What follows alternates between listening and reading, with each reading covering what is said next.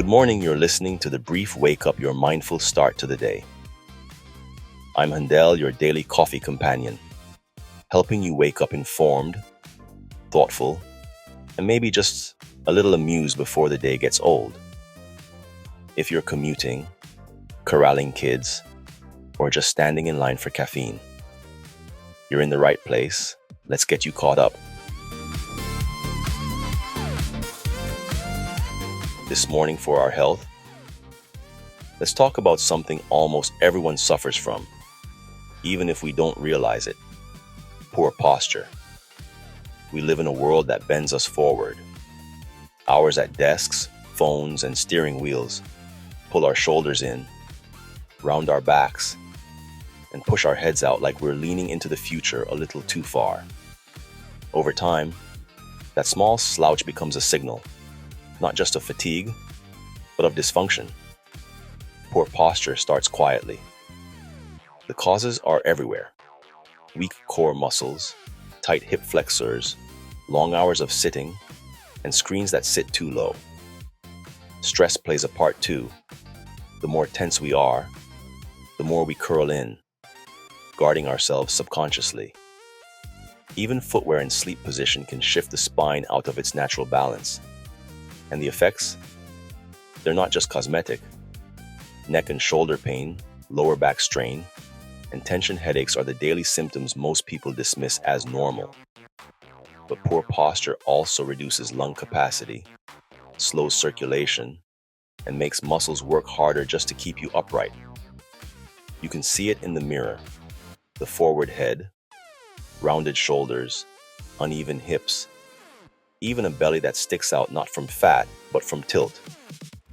Long term, this imbalance can alter the spine's natural curves, accelerate joint wear, and sap confidence. Studies show that posture changes mood and cognition. Upright posture is linked to alertness and optimism, while slumped posture increases fatigue and even depressive feelings. The fix isn't complicated, but it does require awareness. Start by strengthening your postural muscles, your core, glutes, and back.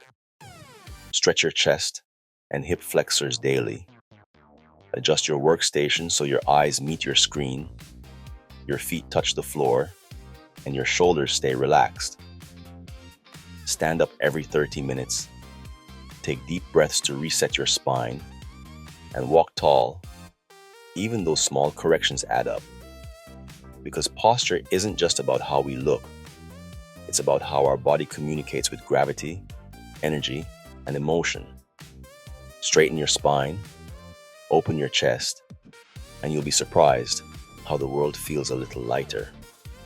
The news is next.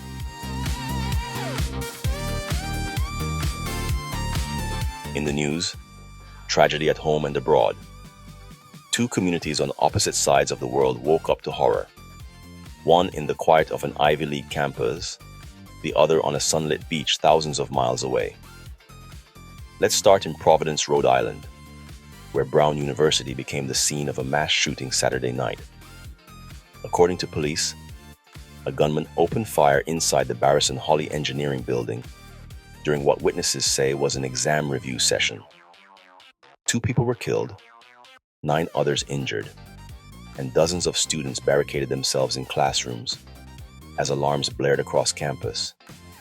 Authorities detained a person of interest early Sunday, a man in his 30s, but so far, no motive has been confirmed.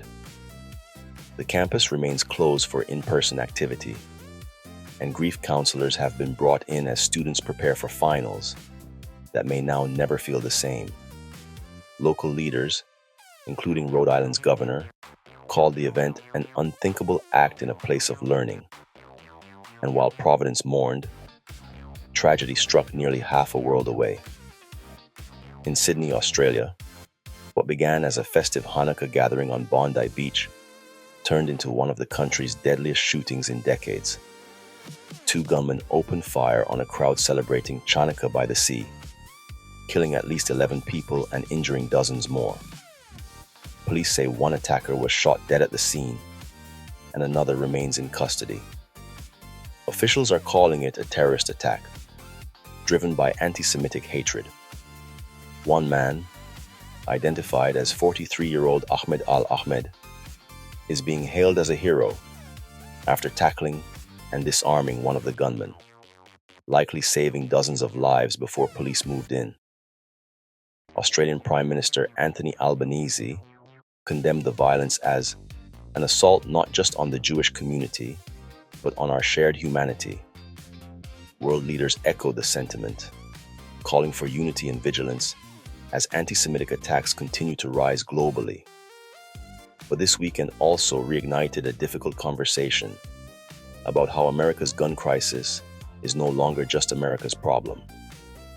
The United States, with more guns than people, experiences more than 600 mass shootings every year.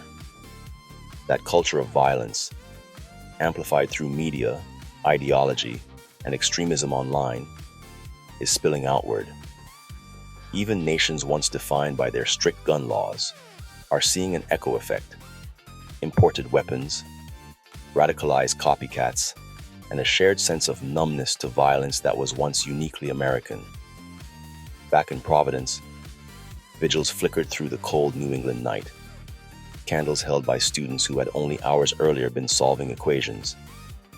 On Bondi Beach, waves still rolled in as mourners left flowers in the sand. Two tragedies, worlds apart, but joined by the same haunting question. How do places of peace, classrooms and coastlines, become stages for chaos? As the investigations unfold, one truth endures. Grief travels faster than any news cycle, and healing, wherever it begins, will take far longer. The Big Sip is next. In this morning's Big Sip, let's talk about one of the quiet traps in human judgment, something psychologists call the fundamental attribution error. It's what happens when we see someone do something, cut us off in traffic, miss a deadline, snap at a waiter, and we assume it's because of who they are, not what's happening to them. He's rude, she's lazy, they just don't care.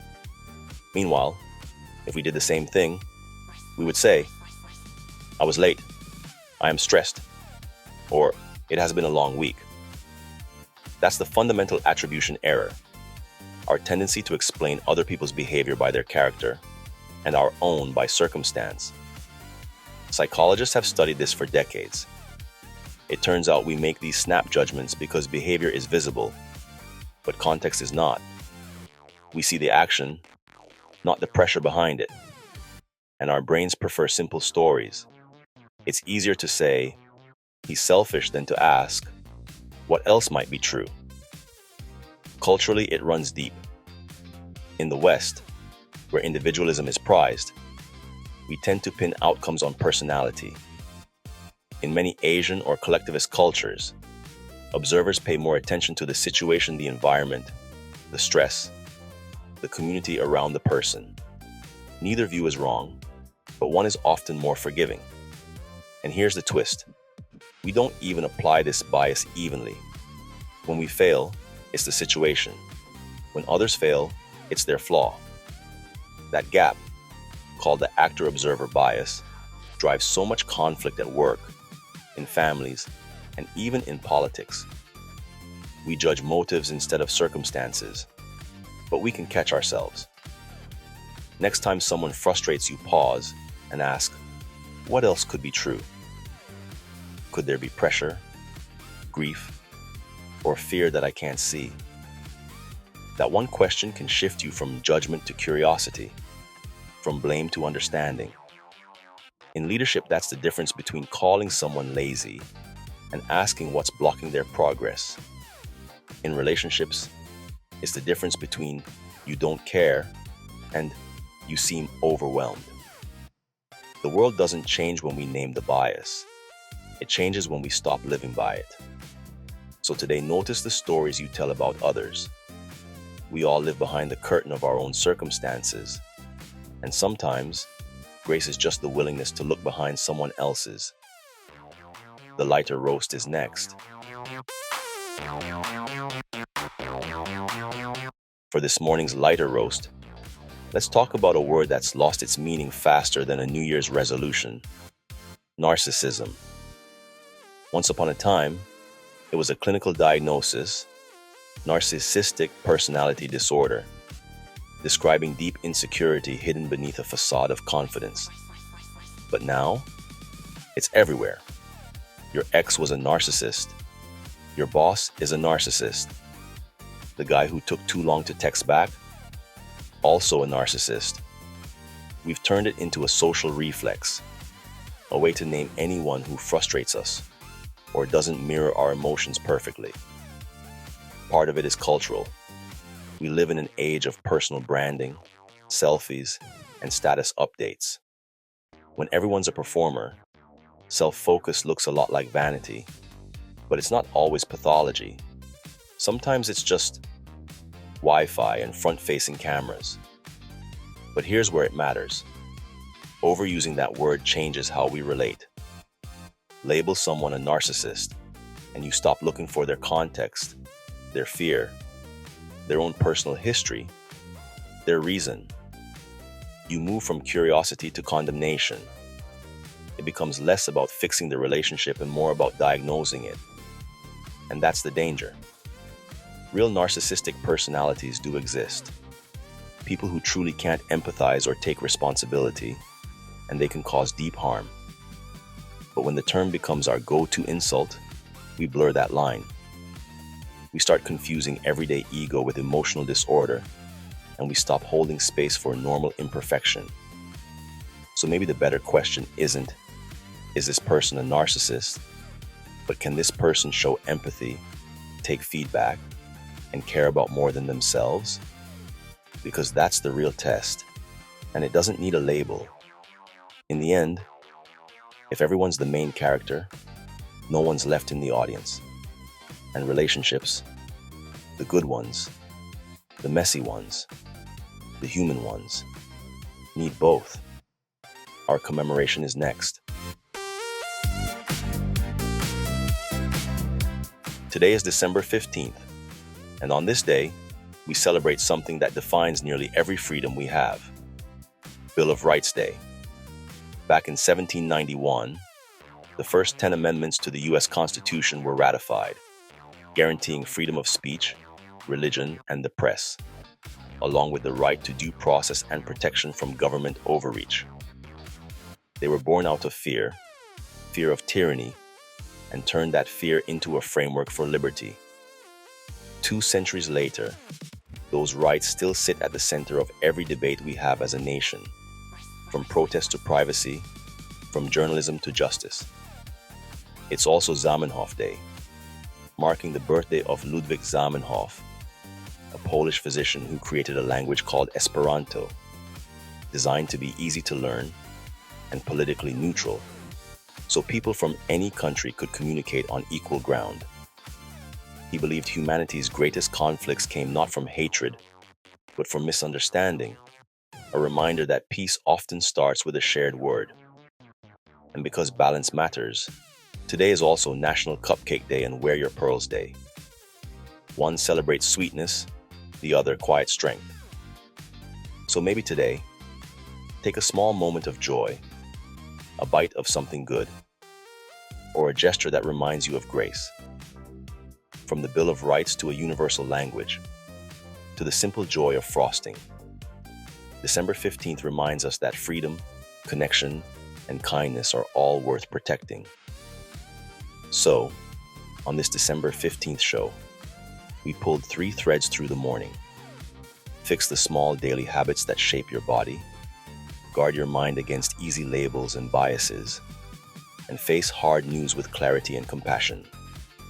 From Providence to Bondi, we named the grief without a solution, then turned back to practical agency. Sit tall, breathe deeper, reset your workstation, and choose context over condemnation. And as we mark Bill of Rights Day, with a nod to Esperanto and cupcakes, remember that freedom, understanding, and small joys are the fuel that carry us forward. This is Handel for the brief wake-up. Stay kind, calm, and curious. top off that cup, and we will catch you tomorrow.